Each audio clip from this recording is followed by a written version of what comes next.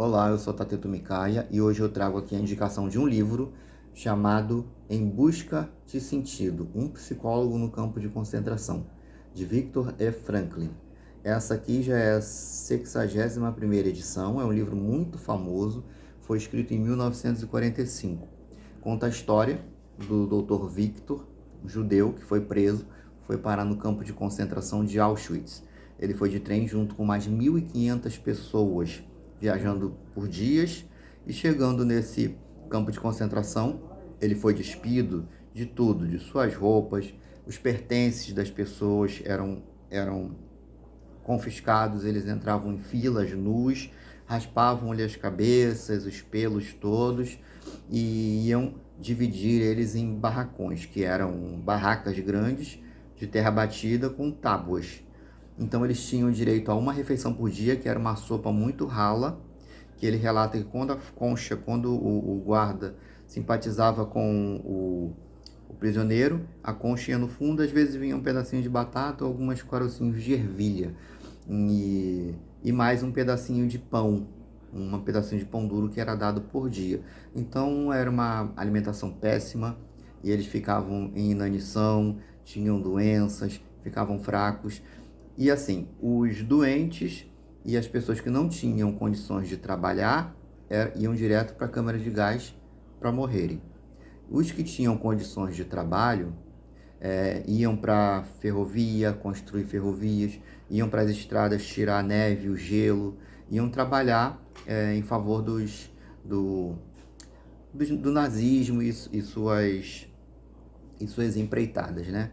Até que não tivesse mais utilidade e eles iam, até que morressem trabalhando ou fossem diretamente para o campo de concentração, né?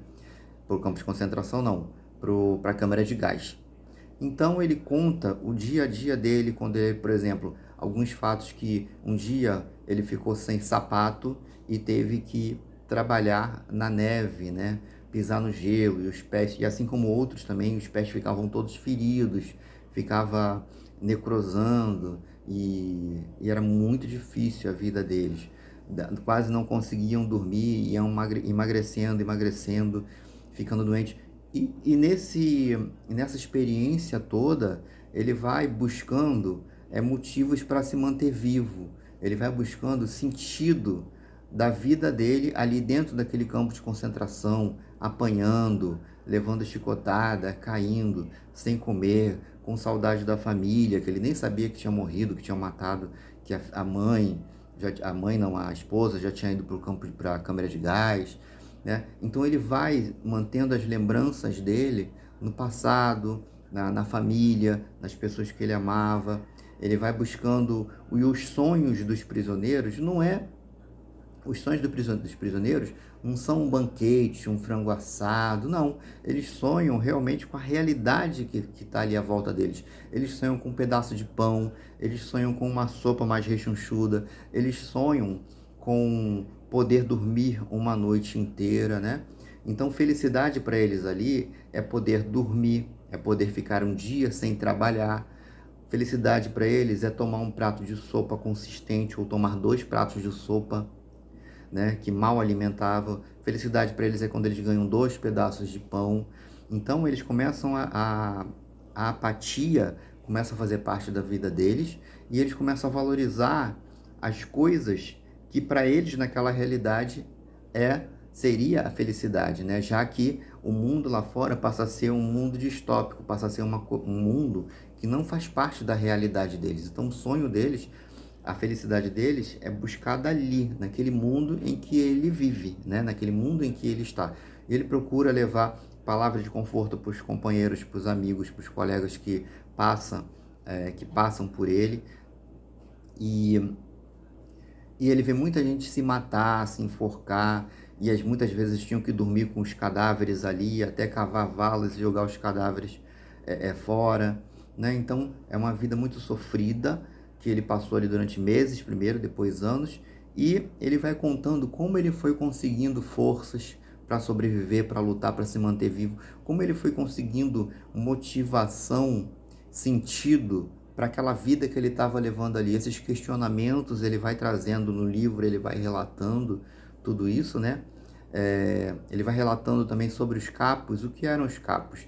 Eram prisioneiros que os nazistas pegavam para servir de monitor, né? Seria o capitão do mato. Então eles faziam o quê? Eles pegavam algumas pessoas mais saudáveis para serem capo. Esses comiam mais, esses descansavam e eles eram obrigados a dedurar os prisioneiros, tomar conta, não deixar fugir, chicotear, botar para trabalhar, né?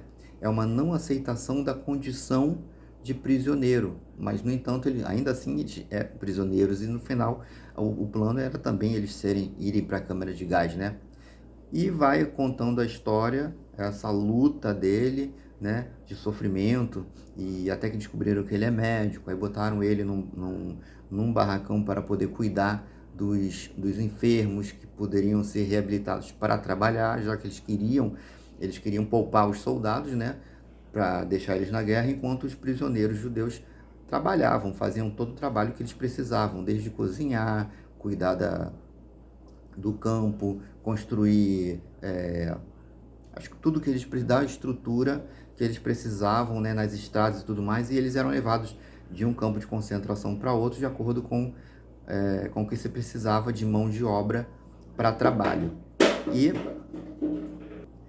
a esse momento, né, com toda a dificuldade, ele lembra que os prisioneiros não têm nomes, né, eles têm números. O número dele é 119.104. As pessoas deixam as pessoas passam por uma desumanização, né, e para virar um número, deixa de ser pessoa, deixa de ser indivíduo, passa a ser apenas um número. Até que chega, né, o momento que acaba aquilo tudo, acaba a guerra, ele vê, não sabe o que se passa, né, lá fora, ele relata de dentro do campo de concentração, quando ele vê a bandeira branca na entrada do campo e acabou aquilo tudo, os soldados já estão à paisana, fugindo, indo embora, e eles não se dão conta, eles anunciaram que eles estão livres, mas eles não se dão conta da liberdade. Ele conta a parte dele, né? A experiência dele, não se dá conta da liberdade, ele fica apático, né? E ele dá um exemplo, é como se fosse um mergulhador que passou muito tempo lá no fundo do mar, né, mergulhando, e quando volta para a superfície ele precisa passar pela descompressão, né? Como um astronauta, aí eu estou botando mais um exemplo, um astronauta que passa muito tempo em órbita ou no espaço, quando volta, precisa se adaptar, né, para poder voltar a andar, precisa de exercício, precisa de tempo. A mesma coisa ele relata, né? Ele precisa de um tempo para voltar à vida, à realidade, né? Então ele vai contando toda essa experiência e como ele conseguiu forças para sobreviver. E ele fala sobre o sentido de tudo isso, a razão de tudo isso, como foi a experiência dele psicológica em relação a isso, né? Então, muito interessante. E a terceira parte do livro ele fala sobre a logoterapia, que é a terapia que ele criou a partir dessa experiência que ele teve, né? Logoterapia, logo significa sentido, então seria a terapia do sentido. Muito interessante, eu indico, acho que todo mundo deveria ler. Brasileiro é uma cultura, a nossa cultura não é uma cultura que lê, né? Mas eu acho um desperdício, porque ninguém tem que ter preguiça de ler. A pessoa está sentada confortavelmente, pega um livro e lê. Não sei por que tem preguiça de ler, né? Preguiça de aprender, de desenvolver o intelecto, de aprender sobre coisas, de viajar sobre outras culturas, sobre temas, cada tema mais interessante que o outro, né? De repente, se nossas crianças começassem a ler, de repente o ensino melhoraria, né? Porque o aprendizado é através da leitura, né, gente? Não é só através da imagem, é através da leitura, se interessar pela leitura. Então, olha, se alguém quer começar a ler, eu indico esse livro maravilhoso, espetacular. Eu li ele em 2 dias.